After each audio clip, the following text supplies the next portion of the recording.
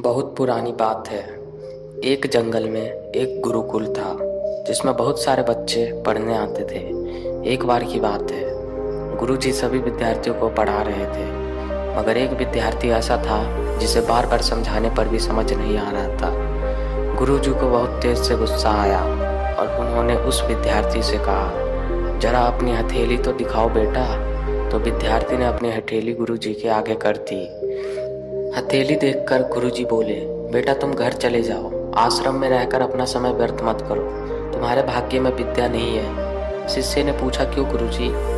गुरु ने कहा, तुम्हारे हाथ में विद्या की रेखा है ही नहीं। गुरुजी ने एक दूसरे होशियार विद्यार्थी की हथेली उसे दिखाते हुए कहा, यह देखो, यह है विद्या की रेखा, यह तुम्हारे हाथ में नहीं है, इसलिए तुम समय नष्ट ना करो, घर चले जाओ और वहाँ अपना कोई और काम देखो। यह सुनने के बाद उस विद्यार्थी ने अपने जेब से एक चाकू निकाला, जिसका प्रयोग वह हर रोज सुबह अपने दातुन काटने के लिए किया करता था।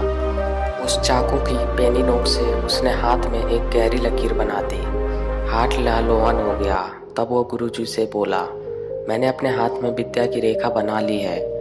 यह देखकर गुरुजी द्वित हो गए और उन्होंने उस विद्यार्थी को गले से लगा लिया। गुरुजी बोले, तुम्हें विद्या सीखने से दुनिया की कोई ताकत नहीं रोक सकती बेटा। परिश्रम हाथ की रेखाओं को ही बदल देती है। दोस्तों, क्या आप जानते हो वह विद्यार्थी कौन था?